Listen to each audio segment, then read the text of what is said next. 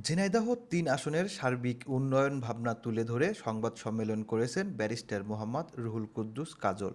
বৃহস্পতিবার মহেশপুরে আয়োজিত এই সম্মেলনে তিনি আসন্ন জাতীয় সংসদ নির্বাচনে বিএনপির মনোনয়ন প্রত্যাশা ব্যক্ত করেন। ব্যারিস্টার কাজল বলেন, উন্নয়ন কেবল রাস্তাঘাট নয়, মানুষের শিক্ষা, স্বাস্থ্য, কর্মসংস্থান ও সামাজিক নিরাপত্তা নিশ্চিত করাও জরুরি। তিনি জানান, জনগণের আস্থা পেলে মহেশপুর কোটচাঁদপুরকে একটি আধুনিক ও স্বনির্ভর এলাকায় রূপান্তরিত করবেন।